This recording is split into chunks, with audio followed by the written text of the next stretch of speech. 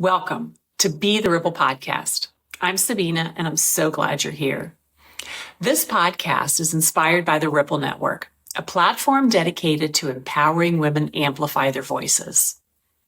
Just like the network, this podcast is about creating space for connection, growth, and powerful storytelling. Here we shine a light on remarkable individuals who are breaking barriers, building bridges, sparking ripples of positive change in their communities and beyond. And in every episode, we share powerful stories of resilience, courage, and purpose, showing how even the smallest actions can have an extraordinary impact. So get ready to feel inspired, empowered, and reminded of the incredible potential we have to leave our mark. So let's create ripples together. Well, hello, ladies. Hello. What a crew we have here. Look at this, and from lots of different locations. We've got Netherlands, the US, across the globe. So this is our very first combined partner call for the Ripple Network. So very exciting. So people have seen you all individually and heard some of your stories. And now we thought it would be fun to get together and just have a chat so people can actually get to a sense of us as a group as well, because I think it is important because they are putting a lot of trust, right, coming into this network and working with us. So let's talk a bit about our experiences. Let's just roll right in. Air out the laundry, huh? Let's air it out. You ready? Yeah. You know, because it's interesting because I was thinking about myself. And if somebody asks me, why am I doing this? And like, what's all the amazing experience you have in speaking? I really don't. And that's okay too. I'm also in this process of learning and growing in my speaking. Emma, the first time we worked, the talk that we worked on is really one of the first things that I've worked on in a broader scale. Obviously I give presentations, but I have a lot to learn too. But I think the idea behind this is, and that all of us don't have to be the perfect speakers, but it's the idea to give somewhat others the opportunity to learn to do it. We've got great ideas on how we can support people in finding that path. So I think that that's one of the most important things, or it was a bit of an aha for me when I was thinking about this and people were asking me, so why are you doing this? You must have lots of stage experience. Yeah, I do, but is it all perfect? No. Do I still use cards? What is perfect? Yes, perfect. Exactly. Yeah. So when it comes to speaking, it really doesn't. Perfection. No, it isn't. Yeah. And it's not 'Cause I have relatable, right? Yeah, so true. And it's also how you define it, I think. Like, what is speaking? Because you say, like, you do a lot of presentations, but speaking on stage is a total different thing. However, true. speaking in conversations is something you do all day. Yeah. That has to be impactful sometimes too. So, Oh my goodness, I wish I knew this 20 years ago when I stood on stage the first time. Didn't have to be perfect. Okay, keep telling myself. I think that that's it. The perfection piece is we have this idea of perfection. And Mary, your things about, using the optimal words, like what is perfection? It's nothing. Yeah. What is perfection? It's just a story we're telling about the situation. So the story can be changed. Yeah. Yeah, it's one of the things that we really, one of the things I have to work really hard on with my clients when we're working at speaking is I will always, Sabina, you will know this, but the question I always ask people is, what did you do well? So they'll, even in practice scenarios, what did you do well? And right at the beginning of coaching, I would say 9 out of 10 women will go, oh, I didn't do this and I forgot to do that and I didn't too fast and did that. And they'll tell me literally a laundry list of the things that they did wrong. And I let them talk and I say, okay, I'm just going to ask the question again. What did you do well? It's like they didn't hear the well bit. Like our brains are designed to look for problems. They're designed to look for, ways of keeping us alive so our genetic material can continue. And so when it comes to eating, sometimes we've really thought about it in positive terms. We tend to think about it in negative terms. Negative. I didn't do this. I didn't do that. I didn't do. So I think that's a big thing that people have to kind of wrap their heads around. It's like, oh, I'm actually doing some good stuff already. Yeah, true. And yeah, perfection also doesn't exist, of course. But on the flip side, perfection is you're being yourself. Just being comfortable in your space and taking that space and being authentic. For me, that is helping overcome a lot of that as well. As long as you feel, I didn't do everything perfect, but I was me. Yeah. Yeah. Yeah. And also usually you have to take into account that the audience that you have, they don't know what you are going to talk about. So they don't know what you said wrong, or if what you said was that you were intending to say it. But in your mind, you're like, oh no, I wanted to say this and then I didn't. And then everyone will know, but they won't know because they don't know your script. That is so true. I think, Emma, you said that to me once too. They were like, you mentioned that they're not going to know if you've left this word or this word out or this sentence, or you said this before this section. How are they going to know that? That is such a good point. Yeah. There's a really, and I can't remember who said it, but there's a very famous quote about this. Every time you give a speech, there's 3 versions. There's the one that's on the paper, there's the one that's in your head, and there's the one that you actually deliver. All different. They're all different. Yeah. That's so interesting because I'm prepping for next week too, and I'm looking up for ways on how I can really embed the talk. And I have a typed version I printed out. Then I decided I was going to write it also. So each section I'm writing it and repeating it and trying to remember it. And then I'm like, wait a minute, this is even different than what I have here. Which way do I want to say it? And then I had, again, this a bit of aha. I was like, it doesn't matter. No. It just doesn't matter. If I switch a few words around, it has to come, from me. And no one is going to know if I use one word or the other. I think that is such an important hurdle to get over and to get relaxed with. I find sometimes helping people to kind of come back to the intention. What's the intention of this conversation? And not a talk. I always try to say conversation. What's the intention of this conversation? And if it's to inspire one person to make a change, to do something differently, to feel better about themselves, to let go of some baggage, whatever the talk is about, if you do that for one person, you've achieved your intention. And it doesn't matter whether you said and or but, or you changed a sentence around, you left a whole paragraph out. It doesn't matter because you've achieved your intention. Zooming out, sort of bigger picture, you really help. It's so easy to get stuck in the minutiae. Yeah. And those imperfections that may come up, they make you relatable as well. Human. True. Yeah. Sabine, you were asking about a speaking experience. And Gina, I'm going to pick up on what you said there. I was speaking at an event in Amsterdam, and it was meant to be 50 people. And I went into the room and I kind of opened the door, peeked in, and I was like, that's a lot more than 50 chairs in that. It was kind of like 200 chairs.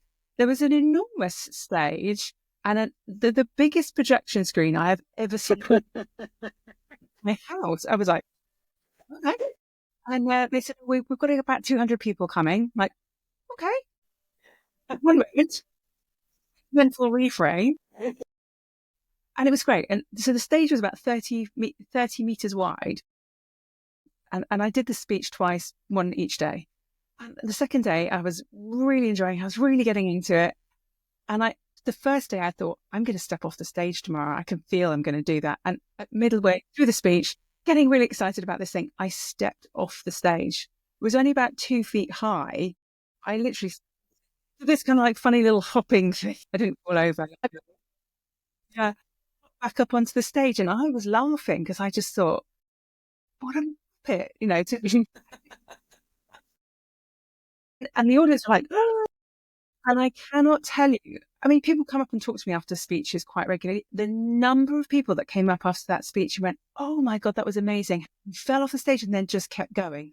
And I was like, well, what else was I going to do? Hang on. But it really crystallized for me 2 things. One is how far I'd come in my speaking journey, that it didn't bother me that I'd done this thing. I thought, it doesn't affect my expertise. I still know everything I know about speaking, even though I just stepped off the stage. And the second thing was how you are as a speaker tells your audience how to behave towards you. I'd fallen off that stage and gone bright pink and flustered and apologized. They would have treated me like I'd done something wrong. But so because true. I behaved in a way, it's like, oh, that's no big deal. They behaved like, oh, that's no big deal. So I think that for me, that was a real turning point in my speaking journey. I'd be curious to hear you guys. What was your... It happened when I looked out at the audience and there were barely any people sitting there in this huge space. And I'm like, well, what happened? And, tickets weren't sold or whatever. And this is way back, gosh, in my very beginning career as an executive director of a nonprofit. And it was a big fundraiser. And the seating was probably about 2,000 people. And there probably was like 500. So you could see this. There's all the stories start about, oh no. Oh, like you're thinking about what happened, like why were we on top of this, right? The whole thing behind you going, well, where are the tickets were sold, but people aren't showing up or whatever. Anyway, so I remember going out on stage because I was actually introducing a big musical name, David Crosby, if people know that. And I remember looking out and going, well, these are the people that really wanted to be here. And I'm just going to deliver as if there were 2,000 people here. So I felt all that, and that was still with me. But I actually decided that, like, you know what? I'm just going to use that energy, because it could be nervousness, right? We could call it that. But what if it's excitement? It's a different frame. Yeah. It's likely same sensation in a lot of us. And I just said what I needed to say, and it was such a long time ago. But I remember the guy, one of the tech guys who was making sure the mics were, he was still kind of off, and he's like when I was turned off the stage and the musical performance started, he's like, "Wow, great job!" And so then it was that and I was I was in my 20s at that point. That feeling of like, I can do this no matter who shows up. Right? It's just give the people that have shown up 100%. Yeah. So true. Love that. I remember I gave a presentation. It was a pitch like way back in the day. I think right when we started Zeus, like it's probably 13 years ago. It was in Washington.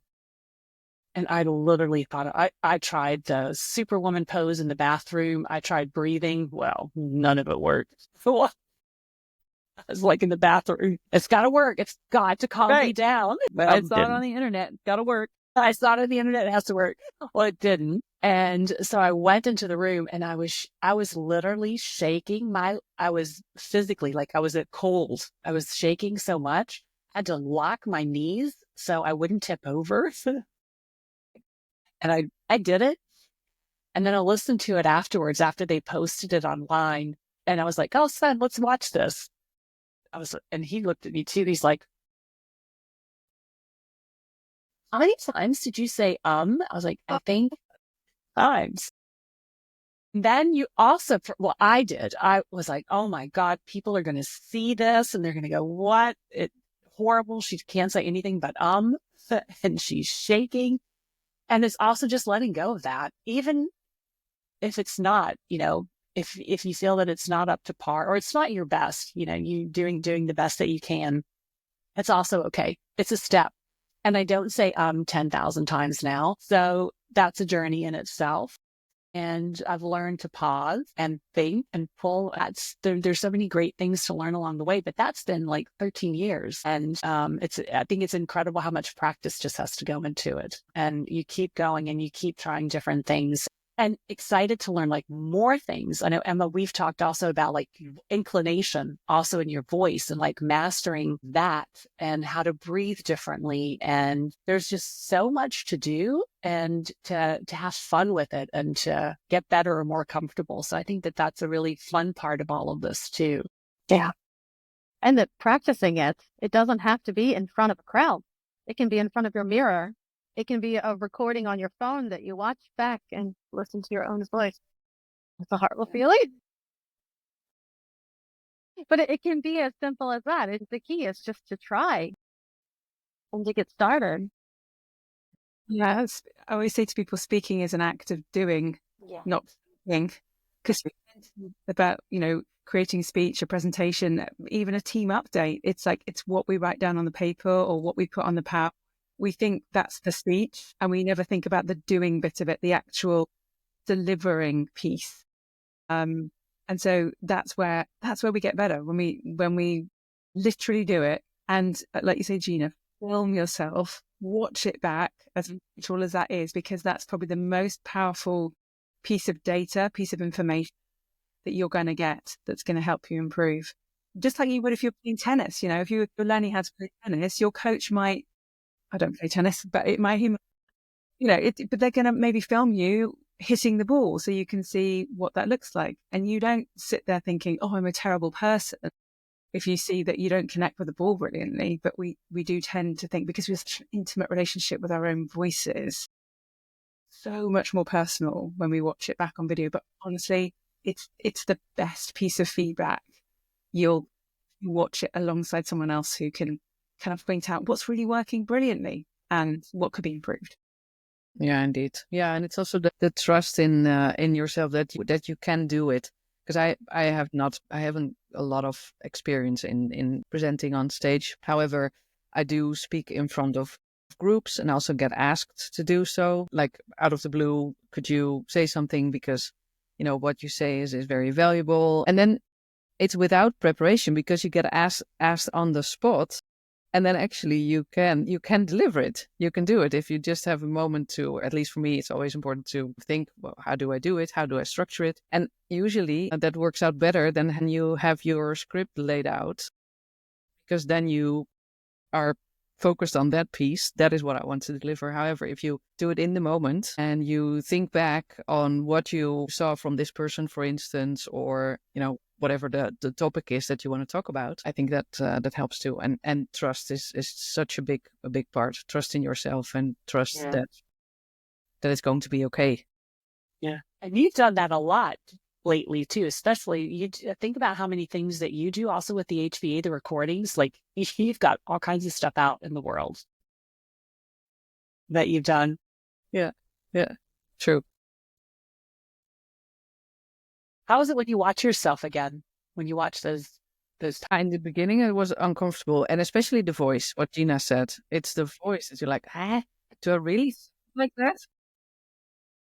Yeah, That's so interesting. A lot of women say that. I remember being very tiny, like 7 years old, my sister was recording a dinner conversation underneath the table, because it was a big table.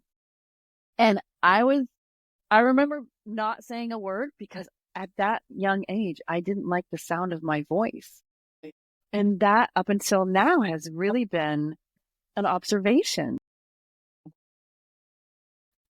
7 that's the point where for women, our sense of identity really changes.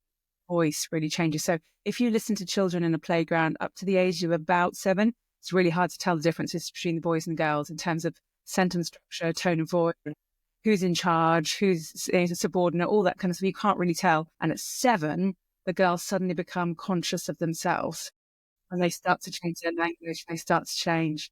So listening to the sounds of our voice is because we hear ourselves differently. So when you speak, hearing yourself through air conduction, so into your ears through the air, but you're also hearing yourself through bone conduction. So when you speak, the vibrations set up across the mask of your face and your jaw. And so it creates this deeper resonance. So when we take ourselves back, we haven't got that. All we've got is the air conduction. That's why it sounds But then so what does our completely voice different. really sound like? Right. When it's recorded. No way. That's interesting. Yeah. Yeah. So that's it. That's what others hear. We have an extra depth when we hear ourselves. Like my recorded voice versus what I for myself. You know what's really interesting is that I actually, that is one thing that I like. I like my recorded voice. I think that's one of my strengths is my voice. Yeah.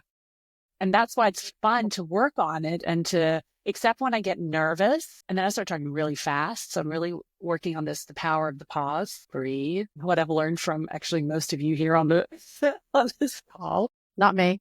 Breathe. Slow down, Gina. Slow down. Yeah.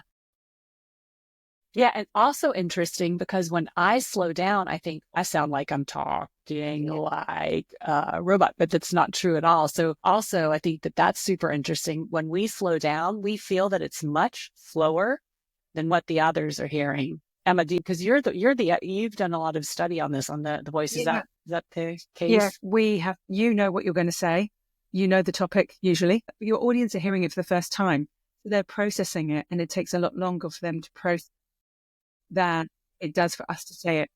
So the more complex it is, the more emotionally weighty it is, the more abstract it is, the slower we need to go. So not necessarily slow down the rate of speech, but the pauses need to be bigger. You need to Otherwise, what happens is I'm saying a sentence and I don't pause, and now I'm carrying on the second sentence, and you're still processing the first sentence, and now I'm on the lost. So it's the rate of speech generally. I rarely coach anybody who actually genuinely has too fast a rate of speech. But I coach thousands of people who don't pause. So when you pause, your audience absorbs, you can think, you can breathe, most importantly. So you've got air for the next sentence. And otherwise, what you do is you get to the end of the sentence, you're slightly running out of breath. And your audience will do it for you. so if you're taking a breath like halfway through a speech, or you find by the end of the speech you feel like you've run up a hill, probably because you're not pausing and breathing deeply enough throughout the speech itself. I had that in the first time on stage. I definitely had that. I don't know if my near panting was from that or from being so terrified. But the shaking, I felt it everywhere. And my mouth was dry. I have never in my life experienced the same experience that I had that first time. And that's a hard one to shake. I think a lot of people, probably a lot of women also feel that too. If you have a negative, well, not negative, a little bit slightly traumatic experience your first time standing in front of 300 people ever, it's hard to shake that feeling almost forever. There's something that sort of comes back and it comes back and it comes back. It might be really, really dull, but it still comes back in a way. Yeah. There's always a, oh, one time. Yeah. It's that reptilian brain that all this bit of our brain, it still doesn't understand that speaking is not a threat to our lives. So, when you stand up, as far as it's concerned, you're separating yourself from the herd, which means when the T-Rex comes around the corner in a minute, which it will, as far as it's concerned, you're done, right? And usually you're facing the wrong way, right? Your audience is looking this way. So your brain, that's why it goes on red alert. It's like, sit down, which is when you get a mouth. It's getting you ready to run. Why you've got shakes, because you've got masses of adrenaline and cortisol in your system, because it's getting you ready to run away. So that response that you have it's biological, and it's going to keep you alive. But it can be really quite profound. But Mary was completely right earlier that the chemicals that we let go in our system, those are the hormones that go out when we're about to speak, are the same ones we feel when we're excited. We attach a different story. I haven't learned it. Oh, they're going to hate me. Yeah. Instead of I'm nervous, I'm excited. Actually, I'm just, excited. yeah. I'm you're excited. I right. can't It's wait about for that. reframing it. Yeah. Those reframes are so Reframing. I love that. That is actually then an excellent time to say, I think, goodbye for now. Reframing. Let's leave everyone with that. So I think that's a beautiful last thought with so many things that we do to reframe. So instead of nervousness, let's think about excitement. Embrace it. And embrace it. Yeah. And you're right. Yeah, and use it.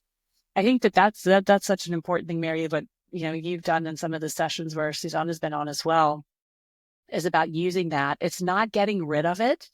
It's using it. And how do you use it in a way that's going to be beneficial to you? So the key is not to lose it. The key is how to use it. Ooh, that's a nice one. Snippet. Out how And find out how in our next time. episode. Yes, next episode. I'm so excited to work with all of you. So I just want to say thank you to Sabina and everyone here. Yeah, it's going to be great. It is going to be great. So I many know. wonderful things to happen. So 2025, it's going to be incredible. Bring It it on. is. I'm looking forward to it. Yeah, I'm looking forward to learning from all of you as well. Likewise. Yeah. Yeah. So it's Friday evening, I think, for most of us, except for Mary. Yeah. And we're all about to go off and have our and start our weekend. So wishing you a wonderful weekend, and thanks for spending some time. Thank you. with us Thanks, here. everyone. Thank you all. Thanks. Thanks. Thanks. Bye. Bye. Thank you for being here today with me on Be the Ripple podcast. And I hope today's conversation has sparked something, an idea, a bold step, or even just a reminder of the power you hold to create ripples of impact. And together we're proving that every voice matters and every ripple counts. And if this episode inspired you, please share it with someone who might need that spark today. Be sure to subscribe so you won't miss the incredible stories and voices that we'll be sharing next. So until next time, keep building bridges, breaking barriers, and creating ripples of your own. Together we'll make waves that reach far and wide. So take care, and I'll see you soon.